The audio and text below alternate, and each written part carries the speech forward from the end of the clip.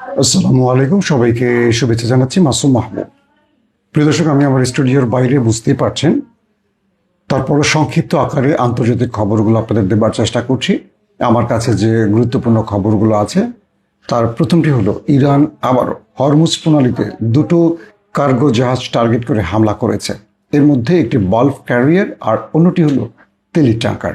কেন ইরান হঠাৎ করে এই আক্রমণটি করলো, এটা নিয়ে আবারও পৃথিবীব্যাপী আলোচনা শুরু হয়ে গেছে। বলা হচ্ছে মার্কিন যুক্তরাষ্ট্রের প্রেসিডেন্ট ডোনাল্ড ট্রাম্প তিনি হঠাৎ করে বললেন যে হরমুজ তার দখলে আছে বা কন্ট্রোলে আছে, কোনোভাবে ইরান এই অঞ্চলে প্রবেশ করতে পারছে না, পুরোপুরি তিনি তার নিয়ন্ত্রণে রেখেছেন। আর যখন এই কথাটি বলছে আমেরিকা, তখন ইরান তার একটা মাজেজা দেখালো, তার একটা ক্ষমতা দেখালো। কিরকম? হঠাৎ করে মার্কিন সংশ্লিষ্ট একটি বাল্ক ক্যারিয়ার টার্গেট করে মিসাইল হামলা করে জ্বালিয়ে দিল। পরপরই তারা আরেকটি তেলের ট্যাঙ্কারকে টার্গেট করলো। ব্যাস, এ দিয়ে ইরান আমেরিকাকে বোঝালো, পৃথিবীকে বোঝালো, না, আমেরিকার হাতে কিছু নেই, পুরো নিয়ন্ত্রণে আছে এখনো ইরানের। দেখো ইরান চাইলে কিভাবে জাহাজ উড়িয়ে দেয়, কিভাবে বাল্ক ক্যারিয়ার গড়িয়ে দেয়। এখানে হলো ইরানের মূল খেলাটা। কি আসলে ঘটছে? এদিকে মার্কিন প্রেসিডেন্ট ডোনাল্ড ট্রাম্প অনেকটা অসহায় হয়ে পড়েছেন। তিনি কি করলেন? তিনি ইউরোপের কাছে সাহায্য চাইলেন। ইউরোপকে বললেন, আমি যথেষ্ট পরিমাণ ইরানকে টাফ টাইম দিয়েছি, 6 মাস ধরে যুদ্ধ করছি, প্রচুর সেনা হারিয়েছে, প্রচুর সামরিক অস্ত্র হারিয়েছে, মূল্যবান সামরিক সরঞ্জাম হারিয়েছে, কিন্তু ইরান আমাদের কথা শুনছে না। তাহলে কি করতে হবে এখন? আসো, তোমরা ইরানের মধ্যস্থতা শুরু করো। মানে ইরানের সাথে আমেরিকার যে মধ্যস্থতার ব্যাপারটি ছিল, এটা এতদিন ওমান, পাকিস্তান এবং কাতার চেষ্টা করেছে, কিন্তু ইরান আর কারো কথা শুনছে না। ইরান সব বলে দিয়েছে যে আর কোনো মধ্যস্থতা হবে না, আমরা যে শর্তগুলো দিয়েছি এই শর্তগুলো যদি আমেরিকা মেনে নেয় দেন সব ওকে, আর যদি মেনে না নেয় তাহলে আর কোনো মধ্যস্থতায় কাজ হবে না। যদি আমেরিকা চায় যুদ্ধ করবে, করতে পারে। যদি আমেরিকা চায় শর্ত মেনে এখান থেকে মুচলেখা দিয়ে চলে যাবে, যেতে পারে। যেটা আমেরিকার চয়েস, আমরা সেটাই করব।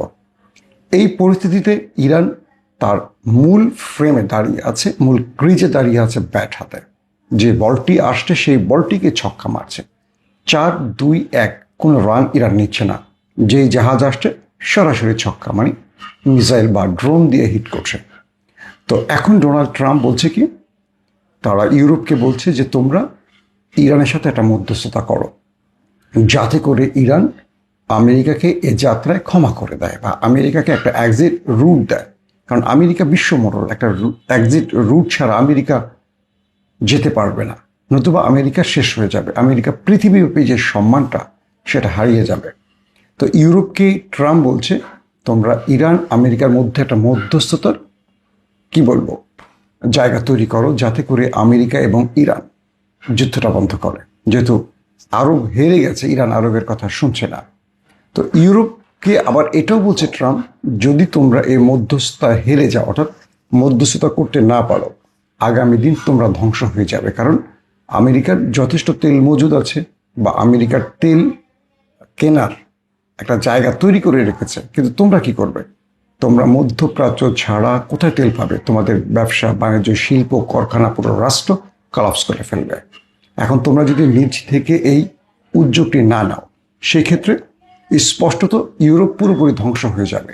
আমেরিকার মোটামুটি নিজেকে সার্ভাইভ করতে পারবে। এখন ইউরোপ বলছে আমেরিকাকে, ওকে, আমরা ইরানের সাথে মধ্যস্থতা করব, কিন্তু তুমি তোমার মুখটা আগে বন্ধ করো, তুমি তোমার হাত কন্ট্রোল করো, তুমি তোমার চোখ কন্ট্রোল করো। ট্রাম্পকে বলছে ইউরোপ। কেন বলছে? যে তুমি হঠাৎ করে এমন বেফাস কথা বলো যে ইরান খেপে গিয়ে আবারও কিছু করে বসে। আবার যখন পরিস্থিতি শান্ত হয়, তুমি ইসরায়েলের বুদ্ধি নিয়ে হঠাৎ করে ইরানে কোনো অ্যাটাক করে বসো, আবার ইরান মাঠে নেমে পড়ে।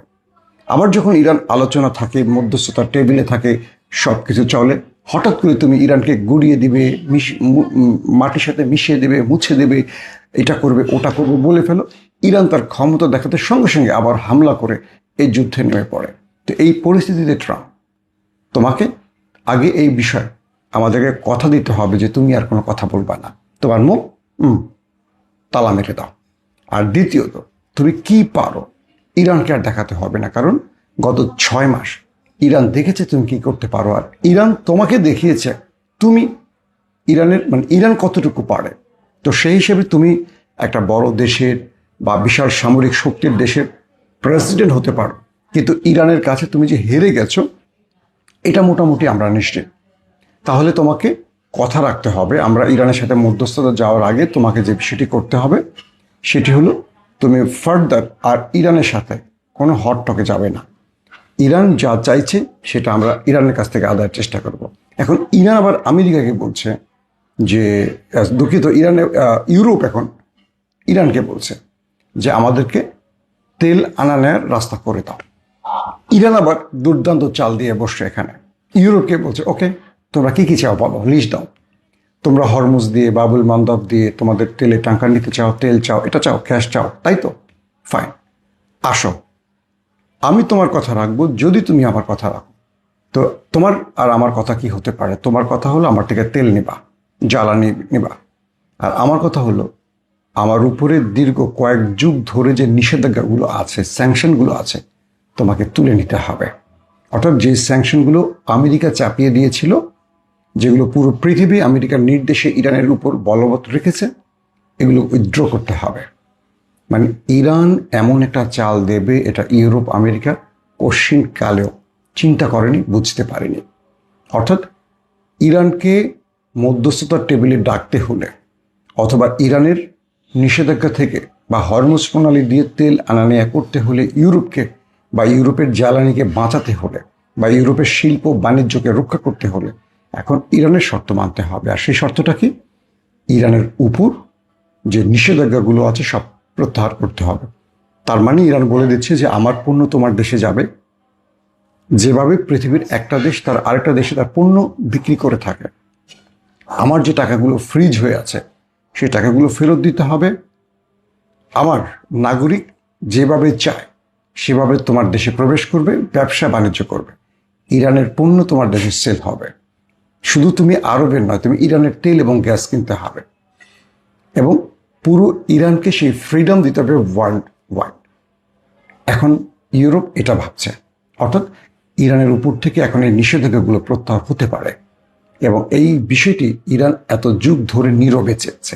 বিশ্লেষকরা বলছেন যে ইরান এক ঢিলে দুটো পাখি মেরেছে। এক, তারা ইসরায়েলকে এবং আমেরিকাকে তার শক্তি দেখিয়েছে, এবং এটা বুঝিয়েছে ফার্দার ইসরায়েল, আমেরিকা বা অন্য কেউ ইরানে আগ্রাসন চালাতে এলে বা হামলা করলে এর পরিণতি কি হবে। অর্থাৎ এই আমেরিকার মতো একটা বিশাল শক্তির দেশ বুঝে গেছে ইরান এমন একটা জাতি, তাদেরকে একটা ছোট আঘাত করলে বা একটা ছোট পাথর মারলে বা একটা ছোট কণা মারলে তারা মস্ত বড় একটা পাথর ছুঁড়ে মারতে পারে, এবং এরা ভয় পায় না, এরা আপোষ করে না। প্রথম এটা ইরান এক ঢিলে প্রথম পাখিটা মারলো, যে পুরো মধ্যপ্রাচ্যকে, আরবকে বোঝালো যে তোমার বাবা আমেরিকা দেখো আমার কাছে এসে পায়ের কাছে বসে আছে, এখন আমার কাছে সাহায্য চায়। তুমি এই বাবাকে দিয়ে তোমার দেশকে নিরাপদের জন্য ঘাটে দিয়েছিলে, তাদের কেনা অস্ত্র দিয়ে তুমি শক্তিশালী হয়েছ আমার বিরুদ্ধে, দেখো আমার বিরুদ্ধে তোমার বাবাই টিকতে পারে না। আর দ্বিতীয়টা হলো ইরানের উপর যত নিষেধাজ্ঞা আছে, ইরানের উপর যত বিধিনিষেধ আছে, তত স্যাংশন আছে, ইরান এবার এই এক ঢিলেই বাকিগুলোকে ইরেজ করে দেবে, মুছে দেবে। অর্থাৎ পুরো পৃথিবীতে ইরান তার স্বাভাবিক জীবনটা আবার শুরু করতে পারে। এখন এই পরিস্থিতির মধ্যে ইরানকে নিয়ে নতুন করে ভাবতে বসছে বিশ্ব রাজনীতিবিদরা। কারণ কালকেও হরমুজে যে বাল্ক ক্যারিয়ার এবং তেলের ট্যাঙ্কারে হামলা করেছে, এই দুটো হামলা দেখে বিশ্ব আসলে অবাক হয়ে গেছে যে আমেরিকার নাকের ডগায় আমেরিকার স্বার্থ সংশ্লিষ্ট প্রতিষ্ঠান বা মিত্রদের উপর ইরান যে ক্রমান্বয়ে হামলাগুলো করছে, ইরান এতটুকু ভয় পায় না যে আমেরিকা আবার যুদ্ধে আসতে পারে। ইরান ভাবছে যে আমেরিকা টেনে আনতে চায় যুদ্ধে, কারণ তারা ইরানকে ইরানে এই হামলাটা করিয়ে আরও কিছু বাস্তবায়ন করতে চায়। আবার আমেরিকা যদি কোনোভাবে ইরান স্থল অভিযানে ঢুকে পড়ে, এখান থেকে ইরান কি বড় ম্যাসিভ লাভ ঘরে তুলবে সেটারও পরিকল্পনা ইরান ইতিমধ্যে বলে দিয়েছে। তারা বলছে যে তোমাদের সেনারা ঢুকবে, বের হবে লাশ হয়ে, অথবা কারো স্ট্রেচারে, কারো ঘাড়ি করে পায়ে হেঁটে আর ফিরতে পারবে না। আর ইরানের আরেকটা লাভ হলো মার্কিন সেনাদেরকে, হাজার হাজার সেনাদেরকে তারা আটক করবে, এবং সেই আটক সেনাদের মাধ্যমে ইরান বিশাল পরিমাণের অর্থনৈতিক লাভ ঘরে তুলবে। কিভাবে? একজন সেনাকে ছাড়তে হলে $1 মিলিয়ন, এতজন সেনাকে ছাড়তে হলে এত বিলিয়ন ডলার, এটা করতে হলে এত ট্রিলিয়ন ডলার, এই চুক্তিগুলো হবে এভাবে। তো আমেরিকা এই ভয়টিও পাচ্ছে যে ইরানের সাথে তারা এই লড়াইতে টিকে থাকতে পারবে কি না। এখন আমেরিকার প্রেসিডেন্ট ডোনাল্ড ট্রাম্প নিজেই ইউরোপকে বলছে যে তোমরা মধ্যস্থতা করে দাও ইরানের সাথে, আমাকে আরও ব্যর্থ হয়েছে। আর ইউরোপ বলছে ট্রাম্প তুমি মুখ বন্ধ করো, তোমার মুখ খুললেই আরেকটা অশান্তির আগুন, আরেকটা অশান্তির আগ্নেয়গিরি শুরু হয়ে যায়। শেষ পর্যন্ত এই খেলায় তাহলে কে জিতছে আমরা আশা করি বুঝতে পারছি, আপনারাও বুঝতে পারছেন। ইরানের এই এক ঢিলে দুই পাখি মারার নীতিটা আপনার কেমন লাগলো কমেন্ট করে জানাবেন। দর্শক, আমি সফররত অবস্থায় আছি, তাই স্টুডিওর বাইরে আমাকে এখন দেখবেন। তারপরও আমি চেষ্টা করব আপনাদের প্রতি মুহূর্তের আপডেট খবরগুলো দেওয়ার জন্য। আজকের মতো বিদায় নিচ্ছি, প্রত্যেকে ভালো থাকবেন। আল্লাহ হাফেজ।